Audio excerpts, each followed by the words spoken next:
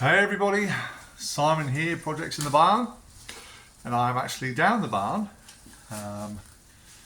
for a change. The weather is rubbish, it's snowing, it's freezing cold, and my poor XKR, I don't know if you can see it in the background, it is stuck outside. Right, today is going to be just a little video on the XKR. Basically, I know I've said I've called time on the engine, and I want to move on to other things, but it's still really bugging me because I know it's still not quite right. So on my last video, I did a shout out. When I did a video, if you've not seen it, please go back and check my last video I put out. I did a test drive on our new Land Rover Discovery, and I put a little plea out on the end of that, reference the XKR. So I'll reiterate it on here, because I know a lot of you only watch my Jaguar stuff. So if you missed it on the Land Rover stuff, or on the Land Rover video, my plea will go out again now, and that is to do with my mass airflow sensor. So many of you have sent in your thoughts, comments, questions, both professionally as people that work on these day in, day out, and as keen amateurs like myself, and pretty much all of them are coming to the same conclusion, and that is to do with the mass airflow sensor. So what I would like to do is to ultimately swap out my mass airflow sensor with another one. The trouble is, to buy a good, genuine one is the thick end of £300, which if it's what it needs, I'm prepared to do. What I'm not prepared to do is to spend £300 on a part that may or may not resolve the problem. Now, I've also been sent through a lot of guides, again from some very from people much better qualified than I am, that's given me readings on the mass airflow sensor and what it should read, both at idle and then at 2,500 RPM, and also under load while you're driving, and it gives certain readings for those values. The trouble I have is I can't maintain a steady idle. It's really difficult to maintain that steady idle. So idle should be somewhere around 650 to 700 RPM, as I understand it. And so they give a specific reading for the idle value, and they give another reading for, let's say, 2,500 RPM.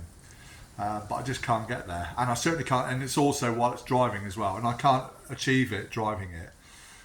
So what I'd like is a mass airflow sensor from a known, or as in, I would like to use a known good mass airflow sensor that maybe one of you have sitting on your shelves that I can drop in my car and see if it makes a difference.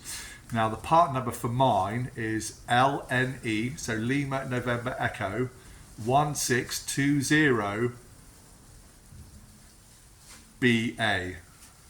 Okay, LNE1620BA. That's the part number that's on mine. They superseded that with LNE 1620BB. So the last digit changed from an A to a B. Apparently that was the superseded part number for my mass airflow sensor. And again, as I understand it, only one of those two will give me the correct values that I need to run properly on my car.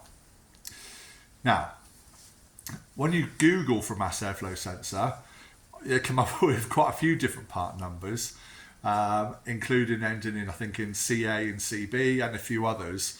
Let me swap hands a minute. Now, the issue there is, I don't know 100% obviously if the mass airflow sensor on my car is the genuine one. I don't know if that's the right part number for my car or not. I'm assuming it is. It was there when I bought it, but I just don't know, because some of the year ranges they give for alternate part numbers covers my model year. So it's a bit of a tricky one, and I'm getting too many different answers to give me a pinpointed definite answer.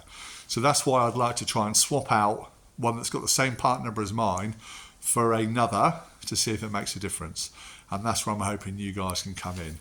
So I apologise if you've seen this on my Land Rover video, my plea for help. Please fast forward if you haven't and you're interested. And if you have a mass airflow sensor sitting on your shelf, in your cupboard, in the boot of your car, in your spares box, that you wouldn't mind letting me borrow for a day or two or for an hour, I'm more than happy to come and collect it if you're local, or pay postage to have it shipped down to me. I will take very good care of it, and I will ship you your one back. I just want to see if that's my problem before I order a new one. And again, I know I've been saying, guys, I'm testing it with a multimeter, etc. I just want to plug one in and see if it works. Rightly or wrongly, I just want to see if it alters all of my trim values for the fuel and everything else. So that's what I would like to do. So if you can help me, please just message in the comments below. So many of you have so far, which is so appreciative. I really, really appreciate all the help you've given and the offers of help as well. Unfortunately, as yet, we've not been able to track down the right part number for my car. But thank you to everyone who has offered, so I do really appreciate it. So yeah, if you can help, yeah, my email address, if you prefer, if you don't want to put it on the comments section, you can send me an email to jaguarsinthebarn@gmail.com. Jaguarsinthebarn, all one word, @gmail.com, and that message will get to me, and I will reply back to you. My arm's hurting, I'll swap arms. So there we go, that's my spiel out the way.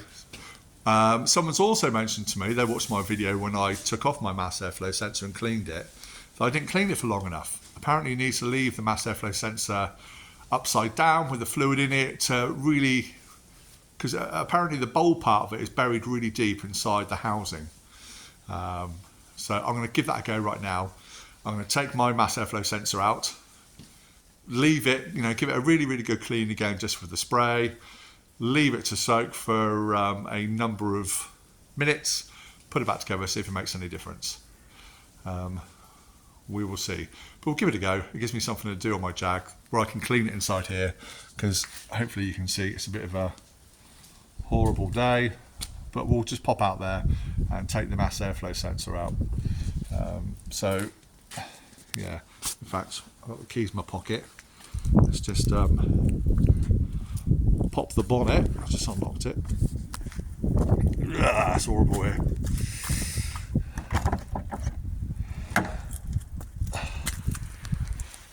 Oh, look, dry passenger side, wet horrible driver side. Okay.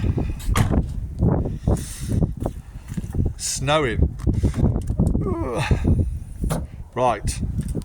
So for reference,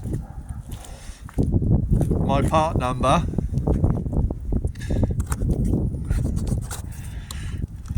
yeah, it's the problem of having bonnet vents.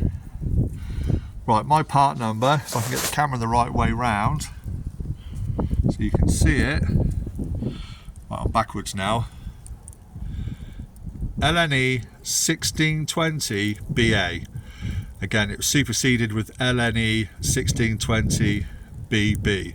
So any one of those will do, but excuse my hand. Let's get a screwdriver, take this out, give it another clean. Right, let's see if I can do this one-handed. There we go, loosen that off. Should be fine, I didn't take it out that long ago, did I? I'll do that. Plug it. I need 2 hands for that. Right, I'm going to whip it out with my 2 hands. I'll put the camera down, I'll take it out, let's get inside the barn out of the weather. Right, let's make a dash for it. Ugh. That's horrible. Okay. Take it over to my workbench. It's going to get all a bit dark now, isn't it? Right. Pop those there. Let's give it a light on, set the camera out, we'll give it another clean. Right, one mass airflow sensor. Got some proper airflow sensor cleaner. I'm just going to, the part is, my camera won't pick it up. I think I tried to show this last time when I was trying to clean it, and I may well be flogging a dead horse here, but I'm prepared to give anything a go. You see down in there, those 2 wires? And I don't know how clean they got to be. I mean, they look pretty clean. As I say, I may be flogging a dead horse. But it's those 2 bits there, and apparently that old part there.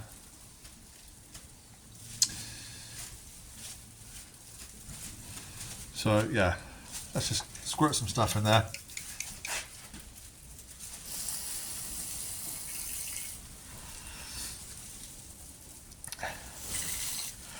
I've also been told someone uses Q-tips, cotton buds as we would call them. We'll which I don't have any of them. There we go, we can see deep down in there.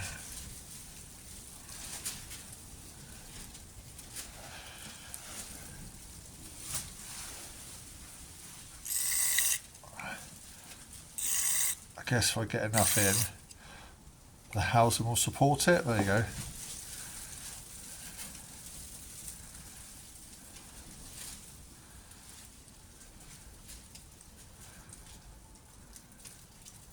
So maybe it does want wiping off or something. I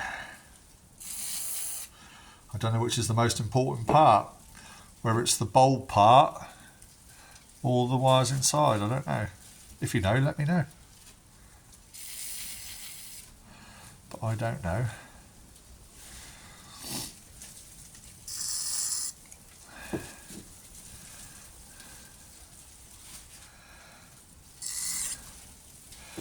So yeah, I'm just going to carry on, try and clean this as best as I can. And we'll see about putting it in the car. We'll go for a fire up. But say I'm just here, so I'm here. We'll give it a go. If it doesn't work, like I say, hopefully someone's got a spare they can send down and we can try it. If you live close by, I'll put the kettle on and make you a piece of cake. But anyway, let's get on and just give this a bit more of a clean. I'll see if I can find something around the workshop. Right, again, rightly or wrong, I don't have any Q-tips, so I'm just going to soak. I've made my own lid on the end of a screwdriver. That's some blue roll. I'm going to soak that and see if I can gently get down in there.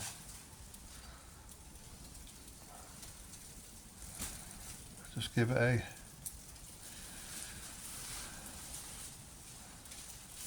wipe over. This may be totally wrong. As I said, my videos aren't how-tos. They're just my experiences. I'll tell you what, that's actually pretty grotty. I'm not putting any pressure on this at all.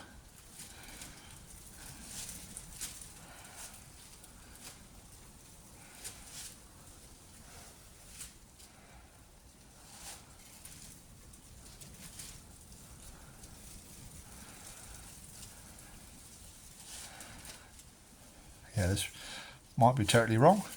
I don't know.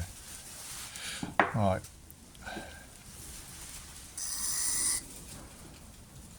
Let's give it a squirt again.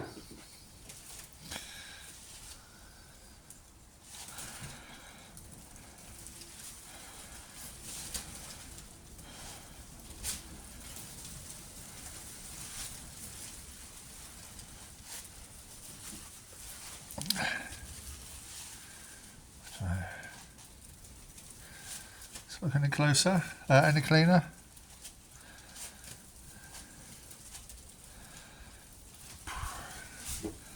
Don't know.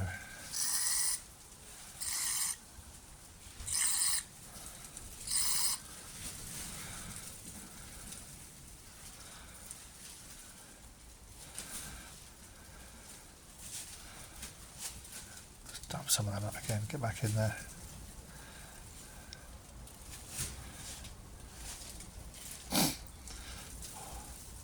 Keep it snowing. Put my lamp over at the right time, didn't I? If the snow settles.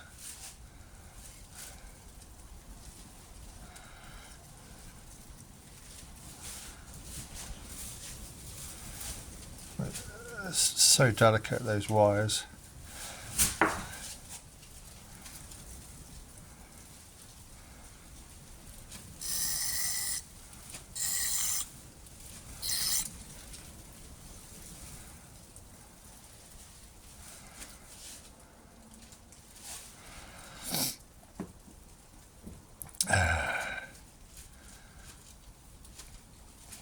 So I'm just going to keep doing this. You don't even see me doing this, do you? I'm going to keep going at this, try and get as clean as I can. We'll see about getting in the car. Right, so I've given it a really good clean. What's also worthy mentioning, if you do take yours out for a clean, there's an O-ring right at the base. Along there. I want to make sure that's in good order, hasn't been pinched or squeezed, which this one appears to be in good order. So we're just going to dry this off now. And so we don't want the whatever chemicals in an EGR cleaner to be electronically read and give false readings. So I want to let that dry 100%, and I'll pop it back in the car in a minute. So we'll see you then. Right, I'll just put it back in. Let's get in the car. See if it makes any difference. To it starting up. Bear in mind it's been a week or so, a couple of weeks since I charged the battery. So the battery's probably not going to be 100% again because it's not been down there on charge.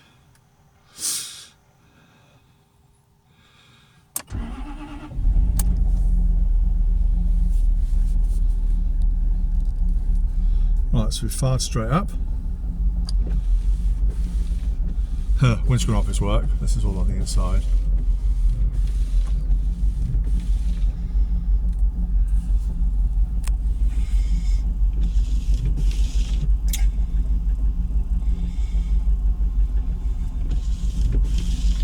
So I've got an engine light on for no warning. Just going to install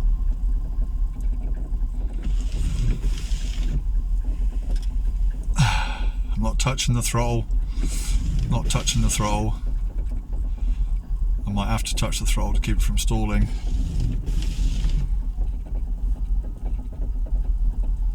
Not touching the throttle, still not. You can see by the camera shaking, that's that's the car, that's not my hands. Let's give it some gas.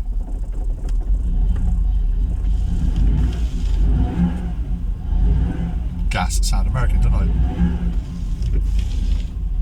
Fuel gauge is pretty empty. And the petrol, a lot of you asked me on the petrol. The petrol's just from like our local supermarket.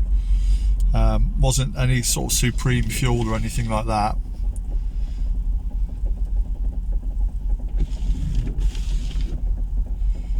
Yeah, still not happy, is it? Well, that's my foot halfway down on the throttle. See how it took time to pick up on the revs? Right, foot off the throttle. We'll go halfway on the throttle again. Just going to stall. Oh, that's my foot halfway on. It slowly picks up. Off the throttle.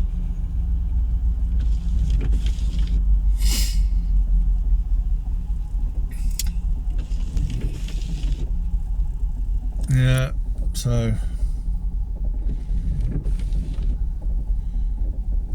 still not a happy bunny, is it? Halfway on the throttle. That's just my foot staying in one place. See how long it takes to get up there. I'll back the throttle off a little bit, see if I can hold it around the 1000 RPM.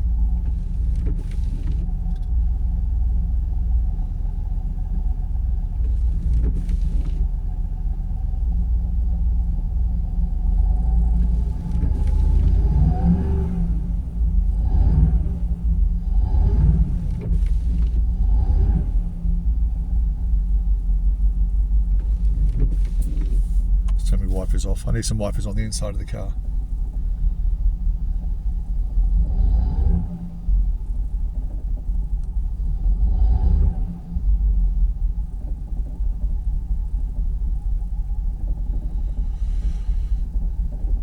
Yeah, so still not happy. That's my foot halfway on again. That's not me blipping the throttle, that's just me holding the foot on.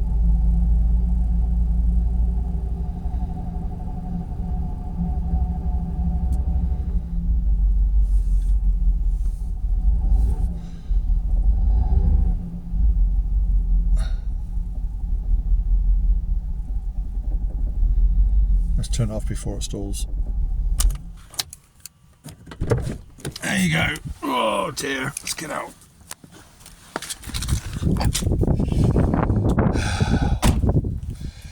Let's shut the engine properly, the bonnet.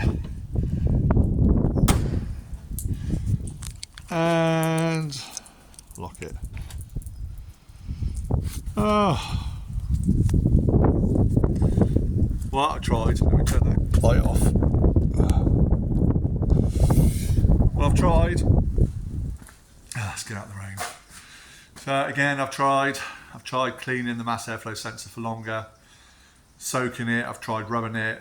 If it's at fault, I think it's just, that is my problem. That one's dead. Hence, I just want to try another one out.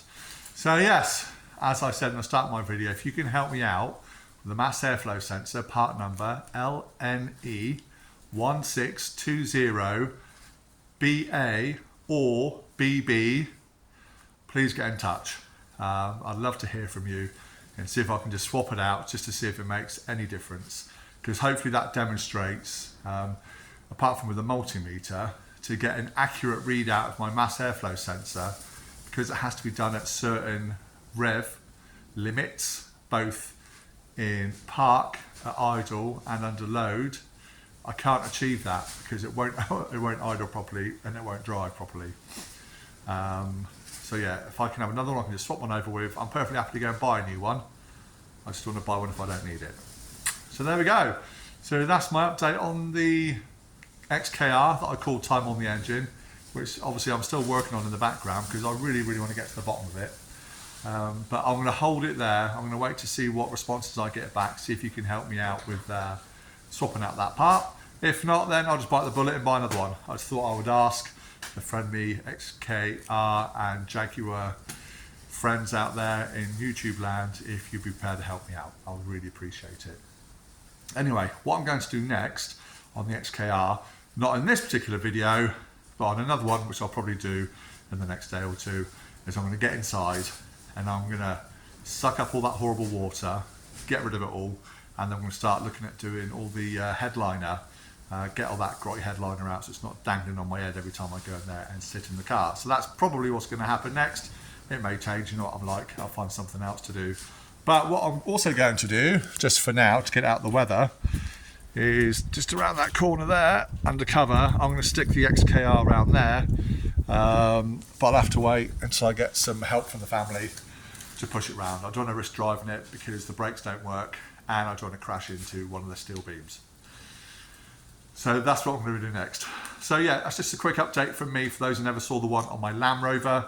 If you haven't seen the Land Rover one, go and check it out. Hopefully you'll appreciate and you'll like the new car that I bought, because I will be doing some more stuff on that as well. But for now, from the XKR, still not quite there, but still keeping my chin up. We will get to the bottom of it, but I'm just going to concentrate now on the engine in the background. I'll report back when I've fixed it, but that will all be done in the background. We're now going to move forward with the rest of the project, because my motorhome, which if I flick the camera around here, with stuff all leaning up against it, and Christmas stuff, more importantly, look, that is almost done. As I said in my last video, or the last couple of videos, the next few weeks that's going to be able to get out the barn. I can get rid of all this pile of rubbish behind me. It's all got to go to the tip, rack it out best I can and get the Jag in here. So there we go. So thank you so much for watching this video. If you've liked this video, please go ahead and invite you to subscribe and hit the bell notification icon. And if you feel happy to, give us a thumbs up as well. And by all means, leave the comments in the section below because I love hearing your comments and I do answer to every single one, good or bad. So yeah, we'll see you next time around on Projects in the Barn. Take care everybody, see you soon. Bye for now.